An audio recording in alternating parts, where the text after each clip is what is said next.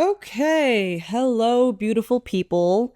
I think I figured out my new podcast setup in the new apartment. I recorded my last one in bed because I wasn't crocheting or knitting, but I quite liked sitting in bed instead of sitting at my desk. So, I mean, you can't really tell, but I've literally pulled up my like living room dining table and put it next to my bed so that I can still sit in bed while I record this, but also have my mic and crochet and knit at the same time.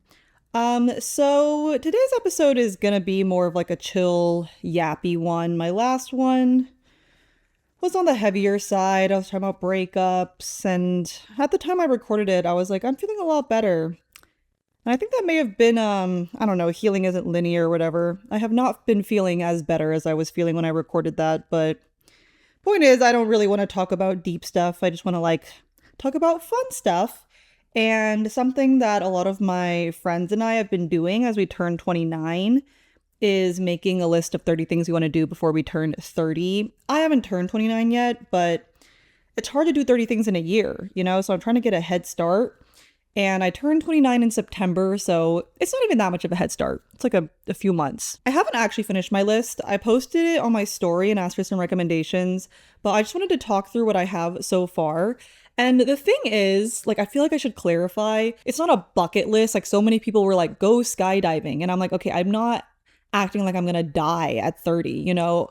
I'm more focused on doing things that I want to do and I just haven't gotten around to doing. So the other thing that I'm not putting on the list is things that I don't want to do. I could add like make sure to get my annual physical. I'm just trying to put on things that I genuinely am excited to do and that I want to do, but I'm not good at like mobilizing myself to actually make it happen. Honestly, I'm bad at mobilizing myself to make like anything happen. So I'm just going to go through, tell you what I have, why it's on there, and then you guys can comment your recommendations for what else I should add. Now, some of these are like really unserious, and they're all, not all, but some of them are very specific. For example, the first one is eat 75 oysters and not pay for it. Okay, so for context, oysters are one of those foods where I feel like I have never even gotten close to eating my fill. And look, financially, I'm not at a point where like I can't afford to get all the oysters I want, but I'll get like a dozen or 2 dozen and legitimately feel like I've barely scratched the surface of how many I want to eat. And so in my head, I'm like, it would be so expensive for me to eat like all the oysters that I want to eat. And now it's become this like thing in my head where I'm like, I have to find someone to sponsor me to eat as many oysters as I can. Although realistically, if I just went, there's like a dollar oyster happy hour at like 10 bells here in New York. And if I went there, like I could just pay for it myself. But now it's become a thing. It's become a thing. And I'm like, someone has to sponsor my oyster challenge. I should also clarify, like when I say 75, I'm talking about like the really like the smaller, saltier, brinier ones. Because when I was in Chicago recently, we went to what was that place called? Oh, the Publican. They had like a $2 oyster happy hour, but those oysters, they were huge and they were like meaty. Like you know how mussels sometimes have like an almost like creamy taste to them when they're really like meaty. That was kind of what the oysters tasted like, which wasn't bad, but isn't my favorite kind. And those ones, I think I ate like 32, and at that point I was just feeling like I was starting to get the ick for them. But I genuinely think if it was like the small kind of briny ones that I normally have in New York, I think I could do the 75. I realize I don't know why I picked 75. I should probably pick numbers that are like divisible by 12. I've said that I'm confident I could do 50 and then like 75 would be my stretch goal. But I guess it should be like 72. 72 is my stretch goal. People have slid into my DMs saying they're willing to sponsor it, but it's like very much in a like creepy man trying to ask me out kind of way. So at that rate, I would definitely rather pay for them myself. That's the first one. The second one is spike a Slurpee and drink it in the park. I cannot find anyone who is willing to do this one with me. And I feel like people are not seeing the vision. Okay, I'm talking about like a 7-Eleven Slurpee. If you're not from America, it's basically this like kind of insane artificial colored like frozen slushy drink. And part of the reason I want to do it is because I've never even had a Slurpee. I don't know. I keep saying it's nostalgic and everyone's like, well, if you haven't had it, how's it nostalgic? And I'm like, okay, maybe it's like a combination of nostalgia and novelty. Like I just want to try a Slurpee, and because it's like so sweet, I'm like, if you were to spike it, wouldn't it just basically be similar to like a frozen margarita or like any other frozen cocktail? Like, does that not sound kind of yummy? Because I know a Slurpee on its own would be like way too sugary for me. So what if we just added alcohol to it? I also realized that like, is it breaking the law to bring a spiked beverage to the park? Well, it's fine. I haven't done it yet. Okay, I'm just saying it's on my list. And then like if you were to be drinking in an outdoor setting, like you could just like throw some alcohol in your Slurpee and then like go to the park and you have your drink to go. I don't know. I'm not like a big alcohol drinker, to be honest, but this is just something that I've been talking about doing for so many years that it's like now I have to do it whether I want to actually do it or not. And I don't know, like a nice summer day in the park in a bikini with your spiked Slurpee. But like no one wants to do this with me. They're all like, "Oh, I'll drink with you in the park," but there are like way better ways to like drink in the park. And I'm like, "Ugh, you guys are lame." Okay, next, start a brand. I don't know if that one's gonna happen. I wanted to put some things on here that like weren't completely just like silly. I'd be interesting to hear your guys' thoughts on this. Actually, like I have always wanted to start, not always, but like I think a good way to monetize like a platform on YouTube is to start a brand, right? Because it's a nice source of like passive income versus constantly having to generate content. But the thing is, I really don't want to start a brand for the sake of starting a brand. Like I've thought about it, like I could do jewelry, but I feel like there's so many cool jewelry brands out there already. I don't know that I have anything like super unique to say. And then I don't want to put out like another beverage like every influencer does, or like merch. Like what would I even put on my merch, you know? And obviously like the more niche route I could go is something yarn related, but I don't know a lot about yarn. Like I don't make any of my own yarn or dye any of my own yarn. And so like I also don't want to like come out with a yarn brand that's like literally like yarn you can find anywhere else, but I just slapped my name on it. And then I thought about doing kits where it's like, you know, a pattern or like a yarn bundle where you like pair colors together. But I don't even think that I'm like that good at yarn combos and color combos. But I am interested in starting something in the yarn space just because, I mean, you guys know, like I love to go to like, what's it called? Vogue Knitting Live and like shop a bunch of the more like specialty, like locally dyed yarn. And so I don't know, like it's the one space where I feel like I probably could create something that I really like and that is a little bit different from what's on the market. I feel like I would make yarn that's like really conducive to the type of projects that I like to make, right? So you guys know like I love to use mohair, I love to use cotton for my summer projects. I don't know. I really need to like learn more about like the supply chain and how I would even make that happen. And it just feels a bit daunting to me. So I just haven't really been thinking about it. I also keep like putting it off in my head where I'm like, oh, I'm gonna wait till my platform gets a little bit bigger. But I do feel like if it's gonna be something in the yarn space, like I probably could do it now. You know, like I think I have enough people who watch my content who like obviously crochet and knit and would want to try my yarn. I want to be like really intentional about what I put out though. And I think that's where I get stuck. Like if I just wanted to like make something and like sell it with the knowledge that like people who follow me would buy it because it's me, like that's not, I want to start a brand that like actually has value on its own, completely separate from like my name or following. And that's difficult because everyone and their mom is starting a brand these days. Okay, that was the third one. Number 4, bike through all the boroughs besides Staten Island. I mean, maybe I should go to Staten Island at some point. It's very conservative there. It doesn't feel like a fun space for me as an Asian woman. When I say through the boroughs, by the way, I feel the need to clarify. I don't literally mean like I'm going to go through the whole thing. Maybe I should put bike in all 4 boroughs. But see, that also sounds silly because obviously I've biked in like Brooklyn and Manhattan and probably Queens. So I guess it is kind of through because it doesn't count if I'm biking for like 10 minutes, you know, like I actually want to bike around. The thing is though, like I don't really want to do this on a city bike. because those bikes are like really ass unless you get the electric ones, and then those are like also the worst to like go over bumps. I would prefer to have an actual bike for that, which then raises the question of should I get a bike? Because I think my new building does have bike storage, but I don't know. Okay, like the reason I'm thinking about the biking thing more recently is because if you live in New York, you know that getting around within Brooklyn is like so freaking annoying on the subway. And I have a lot of friends who live like the perfect biking distance from me, somewhere between like a 30 to 45-minute walk, which I'm happy to do in the summer. I've actually been doing that walk a lot this summer, like walking 40 minutes to my friend's place and then back. But once it gets colder, that's going to be really freaking annoying. And that distance is like, you know, a 10-minute bike ride. Like I feel like Manhattan, you can very much explore by walking, but Brooklyn is like a little bit more spaced out, you know? And so I feel like biking through a place is like a good way to kind of like get the lay of the land and also just like understand where everything is in relation to each other. I feel like my locational awareness is not very good in Brooklyn. Like I know all these different neighborhoods, but like I'm not that good at like navigating places myself, so I would just like to get a little bit more comfortable. And so yeah, biking in Brooklyn would be good, and then obviously biking in Manhattan, you could just like do it along the West Side Highway. That's a really nice bike ride. I haven't biked a ton in Queens, but I feel like if you did it along the water, that could be really nice. Or even if you like biked over to Astoria.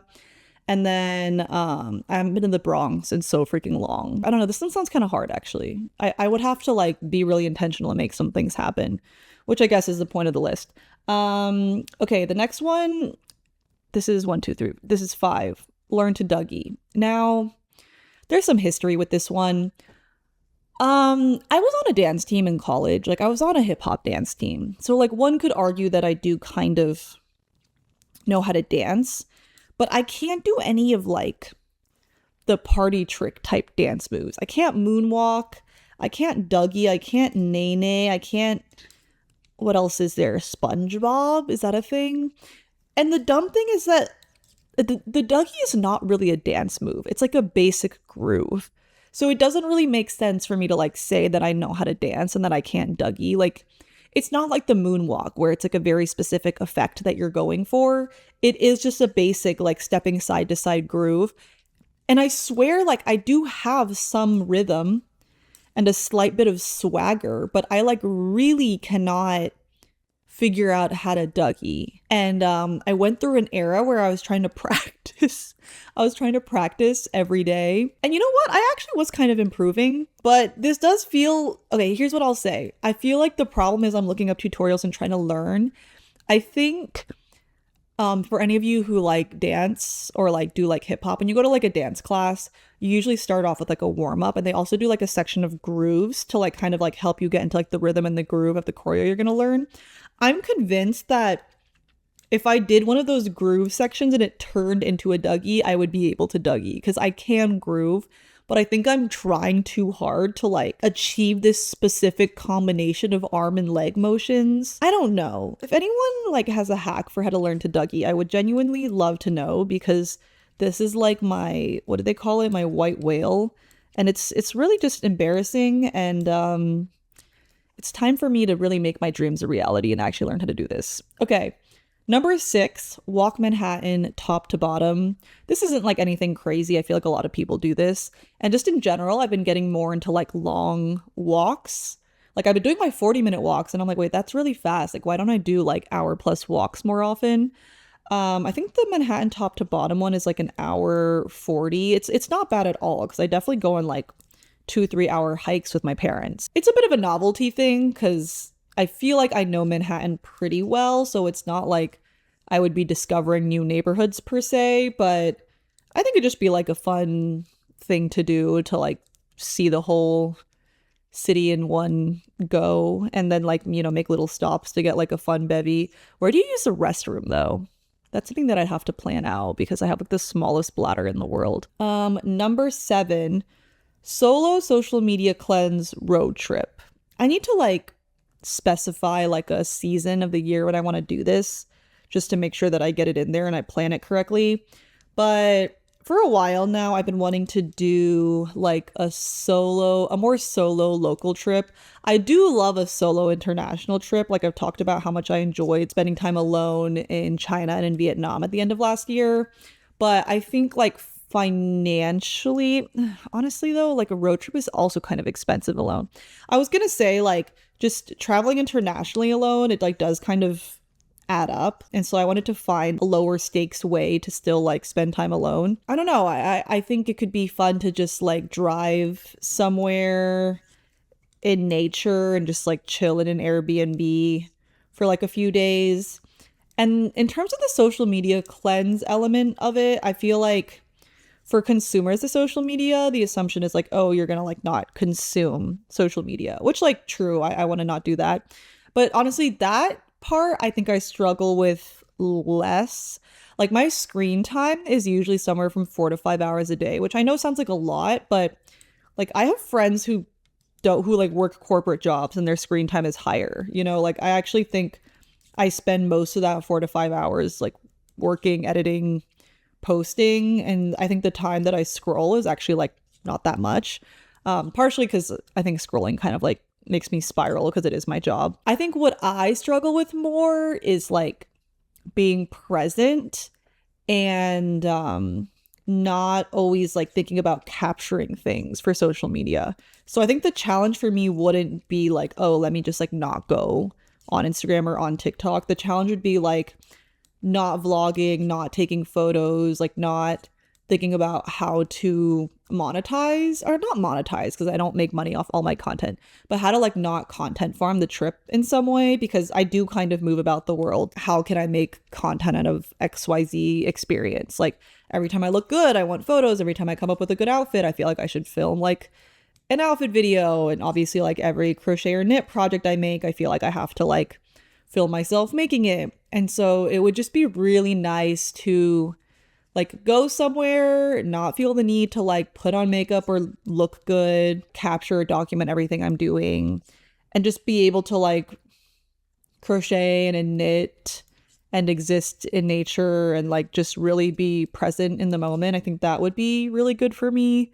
Kind of like a version of a meditation retreat. Obviously, I'm not meditating, but I think getting a break from that mindset would feel very meditative for me. Next one is, this one's kind of random, bake a birthday cake. So I don't know if I've ever talked about this on here, but I was like obsessed with baking when I was in high school. I was obsessed with like watching Martha Stewart and like all the like Food Network bakers like Barefoot Contessa. And I remember I was having like so many dreams about owning a stand mixer that my parents like finally got it for me for my birthday, like one of those like $200 KitchenAid ones. And I was so excited. It's kind of a difficult hobby to lean into, to be honest, because what do you do? Actually, no, my problem isn't what do you do with the stuff you bake. My problem is that I do eat all of it. It's just hard for me to like bake recreationally and not like become pre-diabetic because I have like a bottomless stomach when it comes to sweets. And so if I make like whatever 24 cupcakes, 24 muffins, I can't just eat one or two a day until they're gone. I'm not really trying to get back into like baking day to day. Like if anything, I should really put that effort into like learning how to cook more things. See, cooking is an example of something I should put on here, but I'm not excited about, so I didn't put it. But I thought it'd be fun to like make a birthday cake for someone and like really like try to, I'm not the best at decorating, I'll be honest, but you know, like try and make the 2 tiers and like put the filling in the middle and then do like a crumb coat and like attempt to decorate the top, or maybe find one of my like slightly more artistic friends to help with that part. But I feel like my actually people probably do still bake birthday cakes for each other. I don't think it's that common, and it's definitely not something my friend group does. But I'm like, it's actually like such a special and cute way to like celebrate someone and like, you know, like show you care for them. One of the creators that I'm mutuals with, her name is Kendall.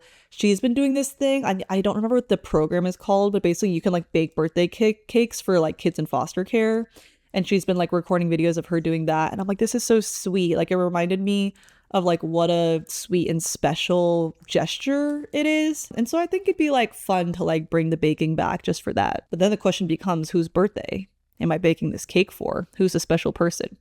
Okay, this list should really be numbered. Why is it not numbered? 1, 2, 3, 4, 5, 6, 7, 8. Okay, number 9. Number 9 on my list is read a physical book to prove literacy. There's a running joke with my friends that I don't know how to read. Full disclosure, I do know how to read, as well as you guys probably know. But I have to be honest, I cannot remember the last time I read a physical book, which is so embarrassing. I consume all of my books in audiobook format, and I want to make it really clear that I think audiobooks are the inferior way to like read books or like consume content in general, but I can listen to an audiobook while I crochet and knit, whereas like I can't read a physical book while doing it.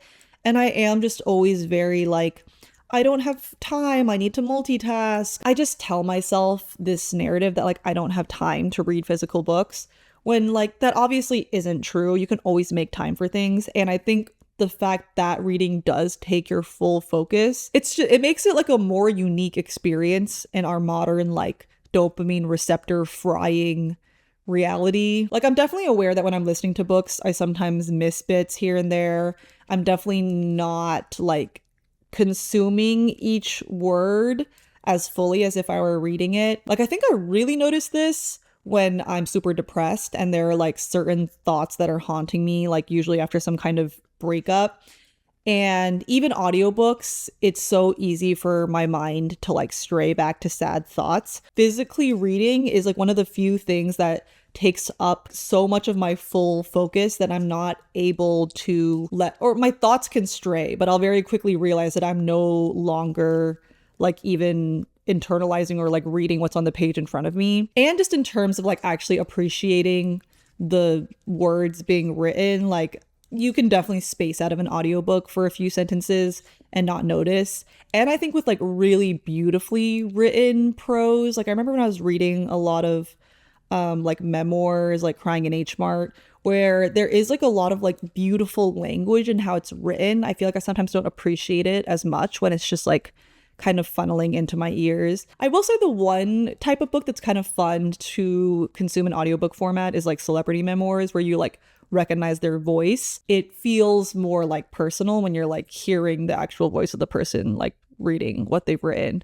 But pretty much everything else is definitely better read physically. And yeah, I realistically don't think I'm going to become someone who like physically reads all the time, but I think it would be good to read one physical book. Number 10, throw single Sky Zone party. Okay, I don't know if y'all know what Sky Zone is. It's like one of those places where everything's like inflated and you can like jump around. It's absolutely meant for children. I think there's one in the Bronx here that I like looked up. But I just think it would be so fun. They have like these big obstacle courses and you just like jump around, and it's low-key the best workout ever. And the reason it's a single Sky Zone party is because I think I want to throw myself an anniversary for being single for 6 years, because like how else do I cope with that? And I think it'd be fun to throw like a single versary Sky Zone party and just invite a bunch of like full-grown 30-year-olds to this Sky Zone, and we're just gonna like jump around. And the kids are going to be like, dude, why the fuck are these old ass losers here? And I'm going to be like, because I'm turning 30 and no one's loved me. Why are you here, loser? Sorry, I don't talk to kids like that. Sometimes I want to, though. My roommate is also like chronically single, so we might host that together. In terms of when my actual singleversary is, I think it's past. It's sometime around this summer. The date is very much not important. Okay, number 11, it says hit top 20 New York City museums. Top 20 according to who, though, is the question. I need to make an actual list because I have not done that.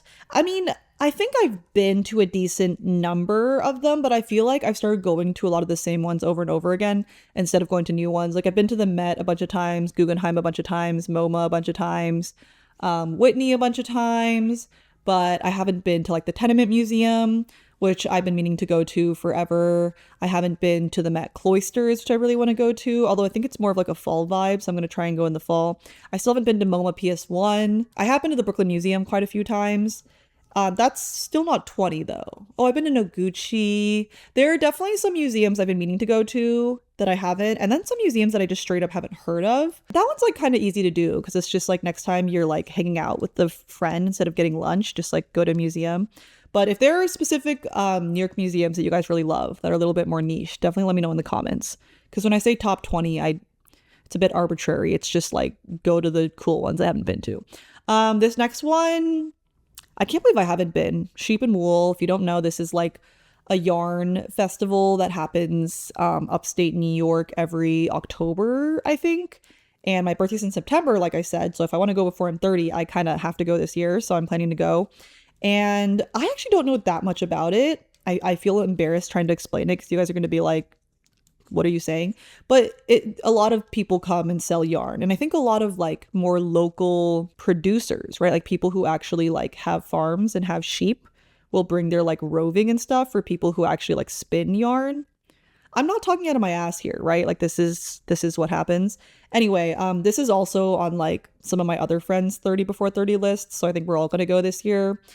And the reason I've been putting it off is because you guys know I have way too much yarn and it feels silly to go somewhere like that and not buy things. I will say I really haven't been purchasing yarn as much the last like 6 to 9 months, and I've been getting better at using stuff I have. Like right now I'm making another one of the ponchos that I made in the green sparkly yarn, but I'm using the silver sparkly yarn. I'm trying to make projects based on what's in my yarn stash versus like buying yarn for new things, you know?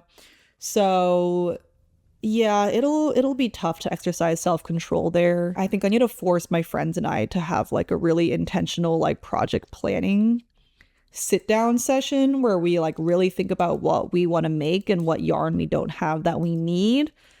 And then it's probably going to fly all out the window and we're just going to like enter a fugue state when we actually get there. But that's something I definitely want to do because it's crazy that I haven't.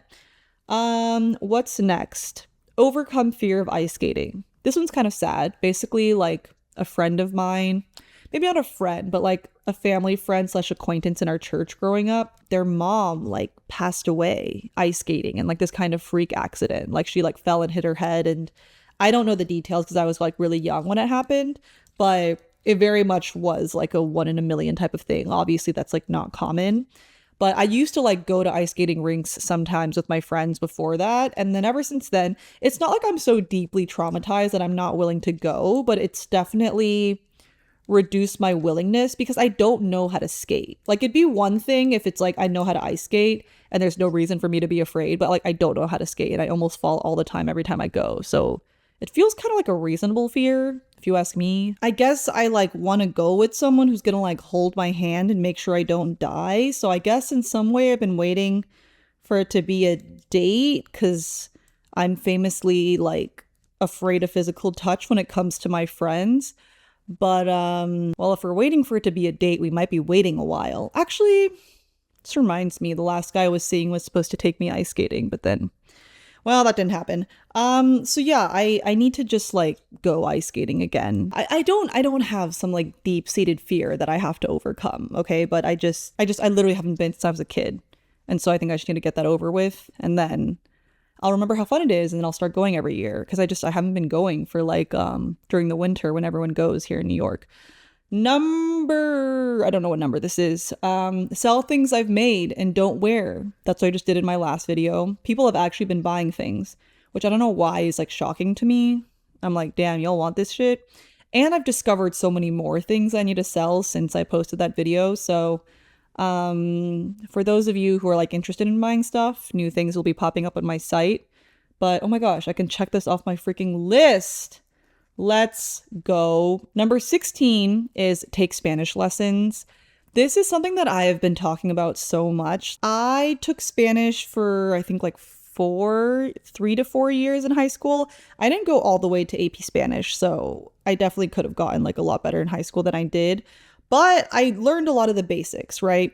And for many years, I was like, whatever, like what I learned is like not an operative amount, especially when I traveled to Spain, because I think the accent there is so different from the way I learned it. I learned it in a more Mexican accent because I was in Southern California. But then when I went to Mexico City last year and I was like, wait, I can like kind of speak and kind of understand. And given I remember almost nothing, that means that like if I put in even a tiny bit of effort, I probably could get to a more like functional operating level, you know? And I think because the main the main language I speak other than English is Chinese, just like a cursedly difficult language. I was never that motivated to learn new ones. But then like going to Mexico and like having gone to Cancun for a wedding and then Cancun with my parents and then to Mexico City again. I've been going to Mexico so much, like not intentionally. Now I'm like, okay, it feels like I could get like disproportionate returns on if I just like started again because I have a foundation. And I actually think I'm pretty decent at language. Like I think I definitely have more of a talent for that than I do for like math or science. And so it kind of feels like I should just take advantage of it because I would love to be able to like speak Spanish when I'm in Mexico and like eventually in Spain as well. And my mom's big thing growing up is she was always like, oh, you guys should speak English, Spanish, and Chinese because those are the three most spoken languages on the planet. So if you know those three, that's how you like can communicate with as many people on earth as possible. And I mean, it's true. My friend who is like a resident in medical school, or no, she's not in medical school. She's in like medical residency. She has been taking lessons online. Like you just pay, I think it's like a different rate depending on who you choose. But I think she said she pays like only like $30 or $35 an hour. And it's like a 1 hour like video lesson a week. And she's trying to do like a basic patient consultation in Spanish, right? And so they like create a curriculum like specifically for you. And you just like, you pick whatever teacher you want on this site. And then you pay that rate and then you like meet with them the frequency you want to meet. The mental block I've had around that is I'm like, oh, I learned so many basics like conjugations and like different tenses and like vocab and I forgot all of it. So shouldn't I try to like self-study and relearn all of that before I go into a speaking lesson? Like I feel so unprepared to try and speak. And I'm the type of person who like is scared to say things wrong. So I'd rather just like not say anything. But I was talking to her about it and she's like, that's how I feel too. But the fastest way to like learn all that again is just to speak. And it's like way more useful than like looking at a textbook, right? And I think when you speak to someone who's like actually in that country, they can not only make sure that the Spanish you're speaking is grammatically correct, but they can also teach you like how people actually talk. Because as with all languages, like a lot of the stuff they put in textbooks is like not actually how people speak. So that's something that I like really want to do and I really need to get on. And maybe I should get on that like now, low key. Okay, number 17, go to a rollerblading rink. I've never been rollerblading. And this is something that I like always saw in like movies and TV shows growing up, like going to one of those like retro rollerblade rinks. And I was like, wait, this looks so fun. And I've never been. And they do have some here in New York. And I'm still confused if like rollerblading is easy or if like hard. Because I feel like in the movies, everyone can just do it.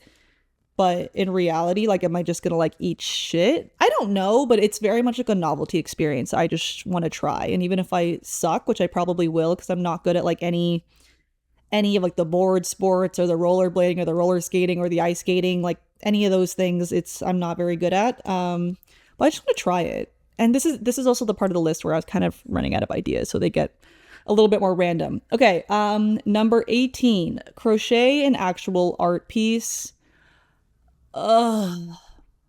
Okay, so I feel like I've touched on this so many times, but like I don't think like my relationship with crocheting and knitting is like art in any kind of way. Like it's fun and it's a hobby and I think it's still creative, but a lot of it is like looking at inspo and like replicating things. And I'm not really like taking inspiration like from the world and then translating it to the medium of crochet and knit. You know, like a lot of my inspiration is just stuff that's already like a crochet or knit piece.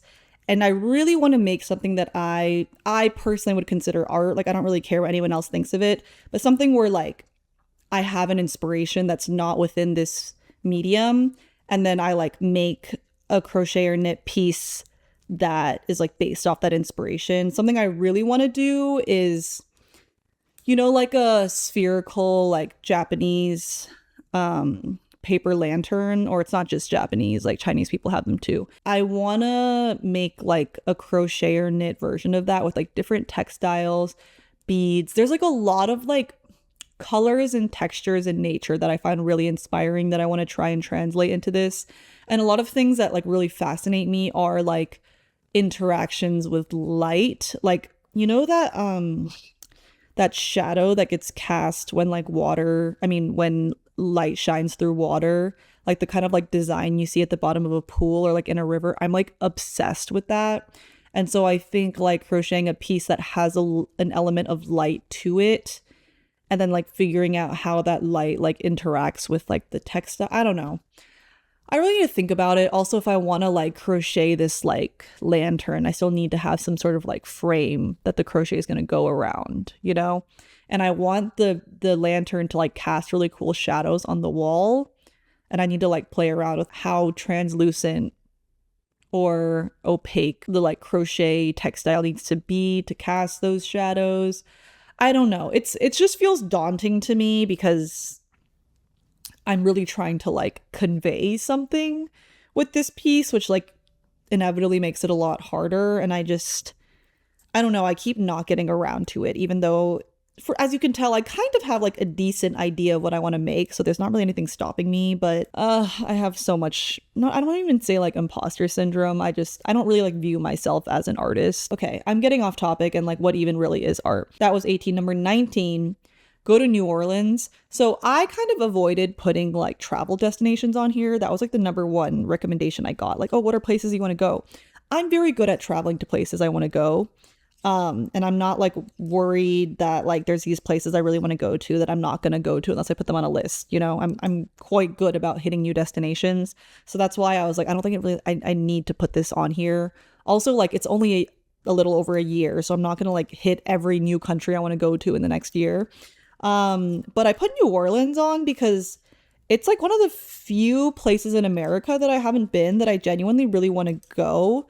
But it's not the type of place that I would necessarily travel to alone. Like if it was a solo travel type of place, I probably would have gone already. But it is like more of like a going out type of vibe, you know? And I want to go with friends, but I think the friends that would go with me have already been.